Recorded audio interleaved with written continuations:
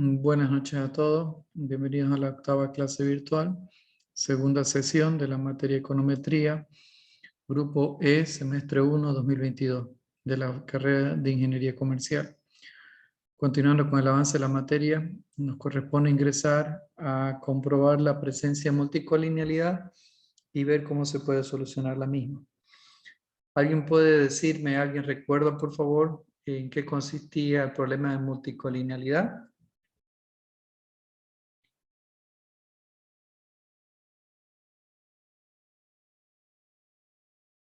¿Alguien tal vez recuerda en qué consistía este incumplimiento?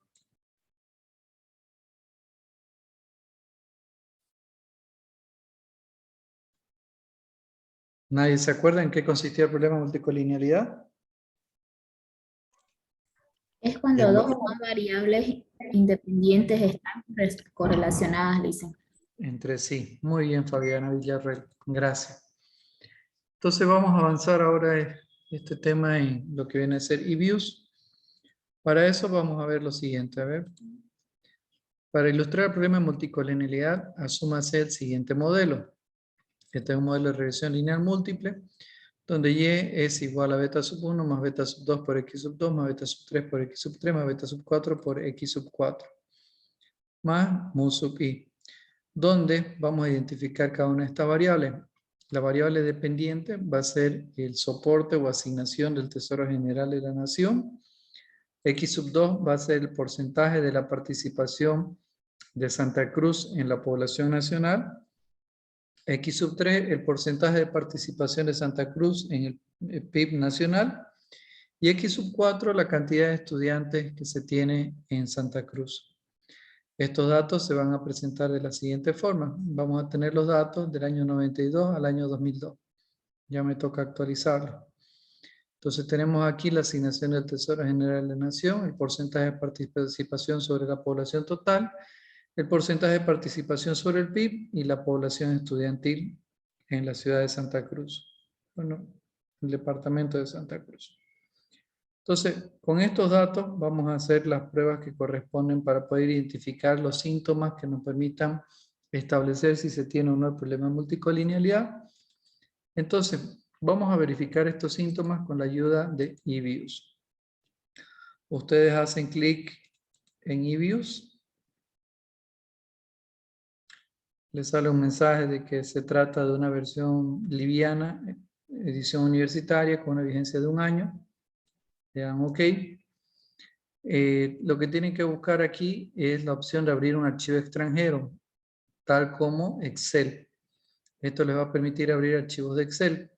Si ustedes ya tienen archivos guardados de eViews, lo pueden volver a abrir desde aquí o crear un nuevo archivo. Hace clic ahí.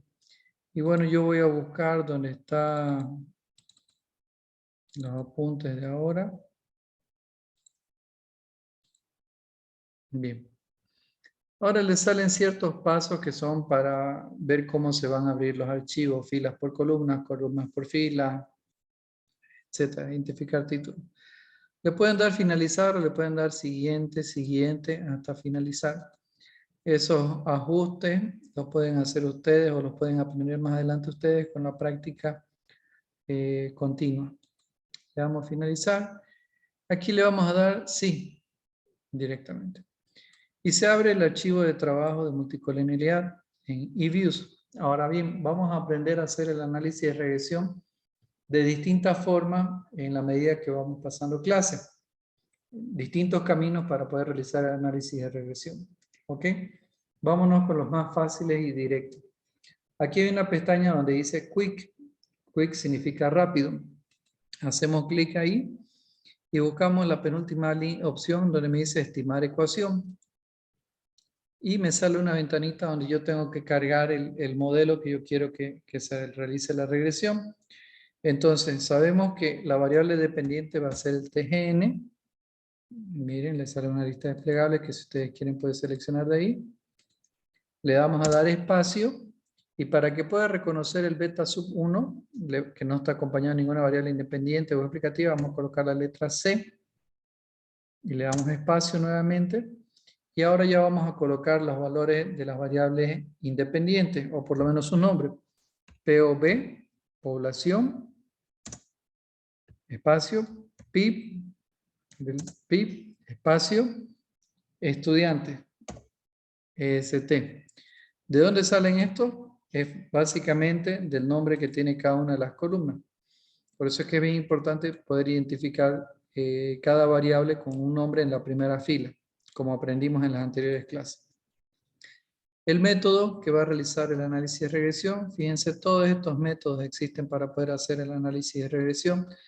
Uno aprende a utilizar el método que corresponda según la característica de los datos, la naturaleza de la investigación, la complejidad del análisis que se está realizando, y todo eso se va haciendo con la formación académica y la experiencia que se va adquiriendo, ¿no? Entonces vamos a elegir el más básico, que es el de los mínimos cuadrados ordinarios, LS, mínimos cuadrados en inglés. Y fíjense que ya me escoge el periodo o el tamaño de la muestra, el año 92 al año 2002. Y le damos a aceptar. Y me sale una nueva ventanita. Esta nueva ventanita es mi ventana de resultados, o ¿cómo lo llama aquí? Resultados de la estimación, o salida de la estimación. Eso. Aquí podemos identificar el nombre de la variable dependiente, el método utilizado, la fecha del análisis de regresión, el horario, el tamaño de la muestra, perdón, el valor inicial y final de la muestra, o el periodo al que corresponde, el tamaño de la muestra. Tenemos aquí las variables con sus correspondientes nombres, el coeficiente de los parámetros beta, el error estándar de cada parámetro beta, el t estadístico, el valor p de cada uno de los parámetros beta, el p-value, y abajito podemos encontrar el coeficiente de determinación, el coeficiente de determinación ajustado,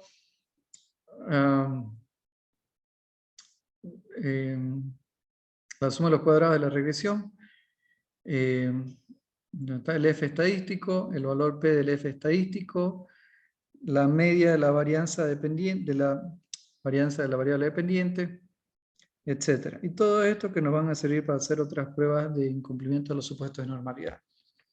Entonces, con estos resultados vamos a hacer lo siguiente.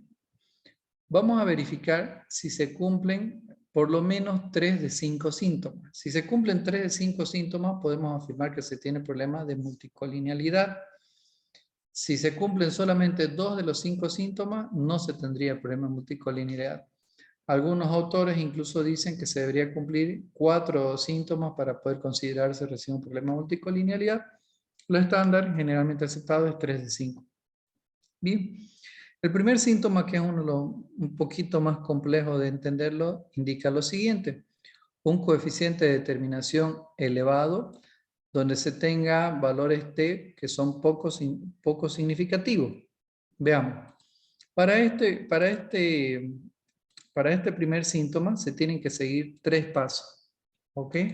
El primer paso, verificar si el modelo presenta un coeficiente de determinación elevado. Entonces ahora aquí tenemos los apuntes, me indica que sí. Veamos los resultados. Sí, vemos un coeficiente de determinación de un 95%. Es un valor relativamente elevado. Presenta. Si el modelo presenta un valor t poco significativo, para poder verificar si presenta un valor t poco significativo, vamos a calcular por medio del valor p lo siguiente. Fíjense que dentro de este segundo paso hay 3 etapas o fases que hay que seguir. La primera es plantear formalmente una hipótesis. La hipótesis nula me dice que el verdadero valor de beta sub 2 es igual a 0. La hipótesis alterna me dice que el verdadero valor de beta sub 2 es mayor que 0. Asumiendo un nivel de significación, es decir, un valor de alfa del 1%. La tercera fase es la regla de decisión. Consiste en contrastar el valor P con el nivel de significación, es decir, el valor P de cada uno de los parámetros beta con el nivel de significación. Si el valor P es mayor que alfa, se acepta la hipótesis nula de que beta sub 2 es igual a 0. Si el valor P es menor que alfa, se rechaza la hipótesis nula de que el verdadero valor de beta sub 2 es 0 y se acepta la hipótesis alterna. Entonces, vamos a ver eso. Para beta sub 2 vamos a comparar su valor P con el valor de alfa del nivel de significancia del 1%. A ver, entonces ubicamos el valor P de beta sub 2. El valor P de beta sub 2, recuerden que beta sub 2 es con población, están aquí en esta columna de probabilidad que se refiere al valor P. Aquí es 0,5013. Podemos verificar que 0,5013 es mayor que el 1% del valor de alfa. Por lo tanto, se acepta la hipótesis nula, concluyendo que la variable población no ayuda por sí sola a explicar el comportamiento de la variable dependiente. Recuerden que me dicen que si el valor P es mayor que alfa, se acepta la hipótesis nula de que el parámetro beta debería ser igual a 0. Por lo tanto, la variable población por sí sola no explica el comportamiento de la variable dependiente TGN. Mismo para beta sub 3. Para beta sub 3, el valor P del Producto Interno Bruto es 0,3268, el cual claramente es mayor que el 1%. Nuevamente, se acepta la hipótesis nula, concluyendo que por sí solo el PIB no ayuda a explicar el comportamiento del TGN. Para beta sub 4, de la misma forma, verificamos que es 0,8384 su valor P, mayor que el 1% del nivel de significancia y por lo tanto se acepta la hipótesis nula, concluyendo que la variable estudiante por sí sola no ayuda a explicar el comportamiento de la variable dependiente. Por lo tanto, ninguna variable independiente explica de forma separada o por sí sola el comportamiento de la variable del TGN.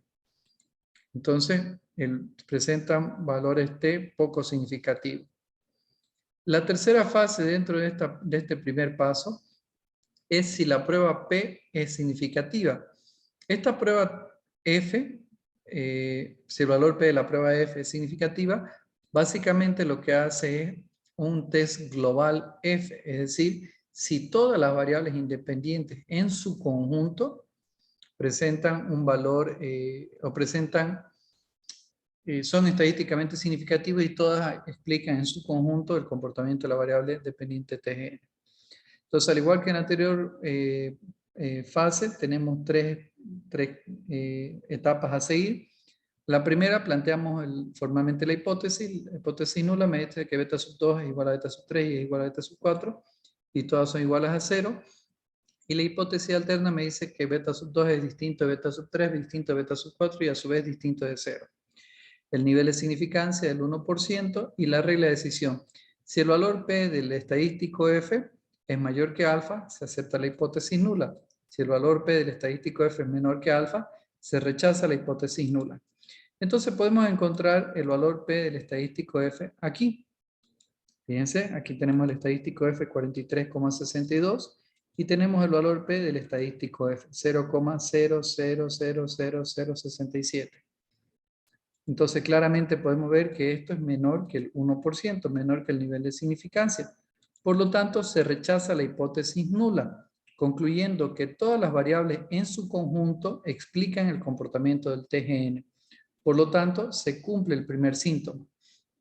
¿Bien? Entonces, fíjense, dentro de lo que es el primer síntoma, ¿el modelo presenta un coeficiente de determinación? Sí.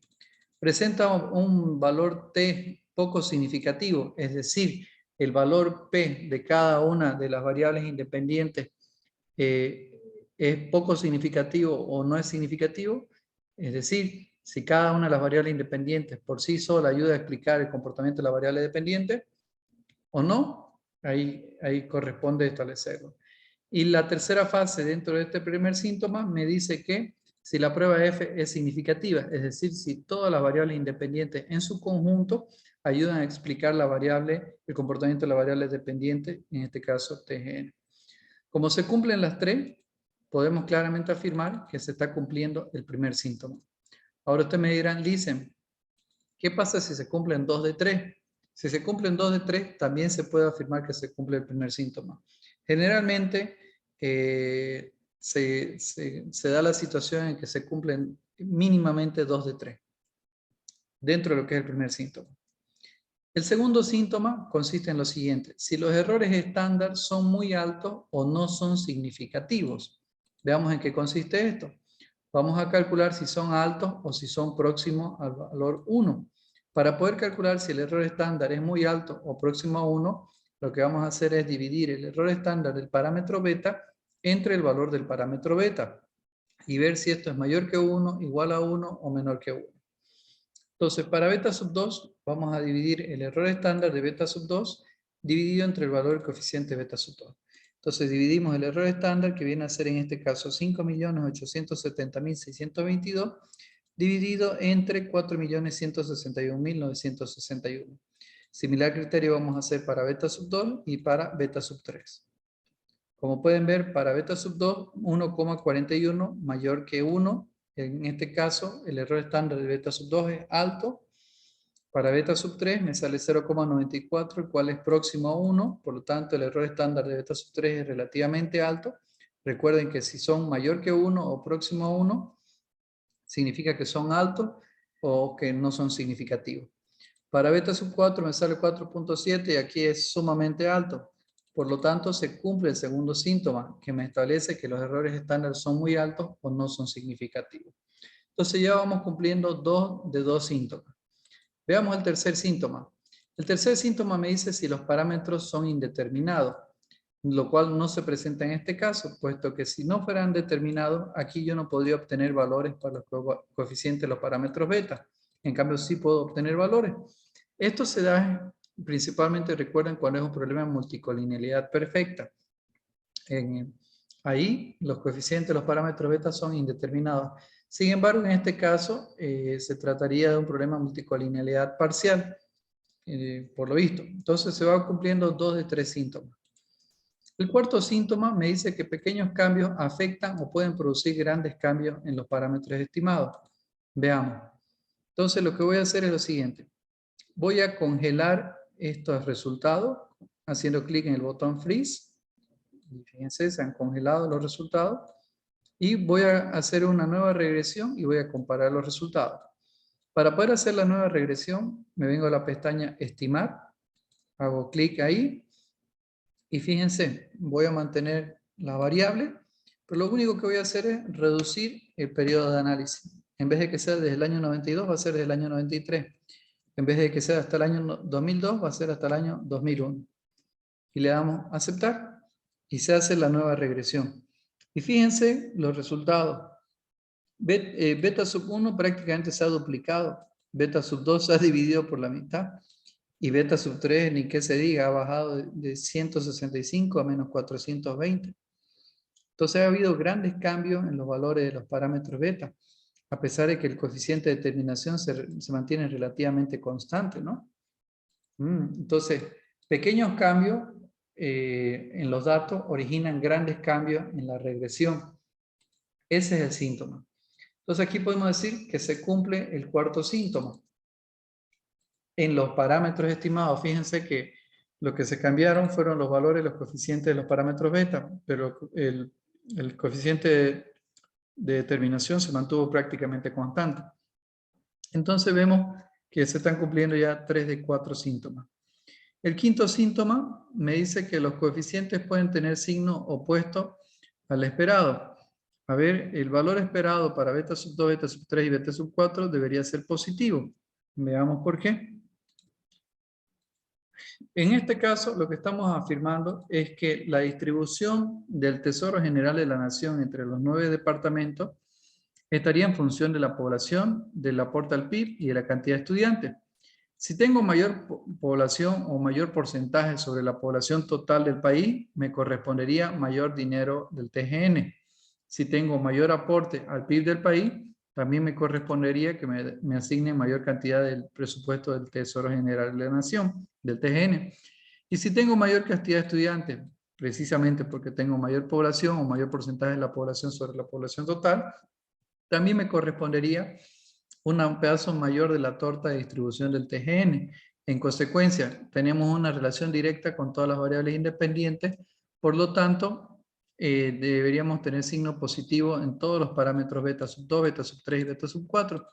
Sin embargo, como podemos observar aquí, tenemos un valor negativo para la variable de estudiante. Después de haber realizado el pequeño cambio, obtenemos un valor negativo, es decir, que si aumenta la cantidad de estudiantes, disminuye mi parte de la torta del TGN, No es coherente, no es lógico, no es correcto. Entonces podemos afirmar que se cumple este quinto síntoma, ya que el valor el signo del parámetro beta sub 4 es inconsistente, es incoherente. Y eso, este tipo de análisis para verificar el cumplimiento o no de este quinto síntoma, ya corresponde más a un criterio y un análisis, una interpretación del investigador acerca de la relación que existe entre las variables independientes y las variables dependientes. Entonces se están cumpliendo 4 de 5 síntomas, por lo tanto podemos afirmar que tenemos el problema de multicolinealidad. En consecuencia, ¿cómo solucionamos este problema? Como habíamos dicho en una anterior clase, la primera opción es no hacer nada. ¿Ok? La primera opción es no hacer nada, porque puede ser que el problema de multicolinealidad sea inherente a la naturaleza de los datos. Sin embargo, también existen otras reglas prácticas que se pueden aplicar para ir suavizando este problema de multicolinealidad o eliminándolo en su totalidad. Generalmente, con esta regla práctica que vamos a ver enseguida, se soluciona el problema de multicolinealidad. ¿Y en qué consiste esta regla? En eliminar las variables o la variable que estén ocasionando el problema de multicolinealidad. Para eso, lo que vamos a hacer es quitar las variables una por una. ¿Ok? Entonces voy a eliminar este congelado que teníamos aquí y voy a volver a mis resultados originales. Me vuelvo aquí a estimar. Voy a corregir el periodo del año 92 al año 2002. Le damos a aceptar. Y vuelvo a mis resultados originales. Entonces, lo que vamos a hacer ahora, como bien indica, es eliminar las variables una por una. Vamos a comenzar eliminando la variable estudiante. ¿Por qué comenzamos con la variable estudiante? Porque es la que tiene el mayor valor p-value. Fíjense, es 0,8384, es mayor que las otras dos, 0,32 y 0,50. Entonces eliminamos la variable estudiante. Me vengo a la pestañita de estimar, perdón, voy a congelar este resultado. Lo voy a hacer aquí al lado para comparar. Me vengo a la pestaña estimar y voy a eliminar la variable estudiante. Y le doy Enter. Veamos los resultados. Aquí vamos a comparar. En el modelo original, el coeficiente de determinación era un 95% prácticamente. En este nuevo modelo, donde le he quitado la variable estudiante, el coeficiente de determinación prácticamente sigue siendo 95%. O sea que la variable estudiante no me afecta, no incide en el problema de multicolinealidad de mi regresión. ¿Sí? Aquí dice, no tiene incidencia en la variable dependiente, puesto que su eliminación ocasiona cambios insignificantes en el modelo. Por lo tanto, ahora voy a quitar la variable pip y vamos a ver qué pasa. Me vengo a estimar y quito la variable pip. Me quedo solamente con población. Y le doy a aceptar. El coeficiente de determinación bajó un poquito, pero sigue siendo bastante próximo. Antes era 95% y ahora se queda en 94%.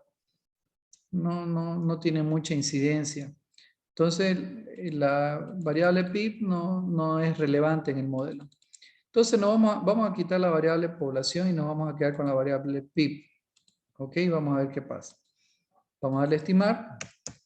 Nos quedamos con la variable pip, quitamos la variable población. Le damos a aceptar. Y veamos los resultados. Ahora sí, el coeficiente de determinación bajó de un 95% a un 92%. El valor P, fíjense, ha bajado a C. El valor P del estadístico F por acá también, bastante bajo. Entonces podemos afirmar que aquí la variable que es relevante en el modelo de regresión es la variable población, no así la variable PIB, no así la variable población estudiantil, que son las que me generan el problema de multicolinealidad. Entonces, de un modelo de regresión lineal múltiple me voy a quedar con un modelo de regresión lineal simple, en el cual vamos a quedarnos así. A ver. No, vamos a ponerlo completo. Ahora sí. Esto lo vamos a eliminar. Entonces, lo que yo tengo que hacer es descartar estas variables independientes PIB y estudiante y quedarme únicamente con las variables de población, con los valores. Lo cual me dice, por lo tanto, que la participación o la asignación del presupuesto del Tesoro General de la Nación va a ser igual a menos 1,43 por E a la 8 más 4,16 por E a lo que corresponda, que está por acá. Aquí está. El TGN, la asignación del TGN va a ser igual a menos 1,43 por 10 a la 8 más 4,1 por 10 a la 6 por población. Este viene a ser mi modelo de regresión. Bien, ¿alguna duda o consulta, por favor, hasta aquí?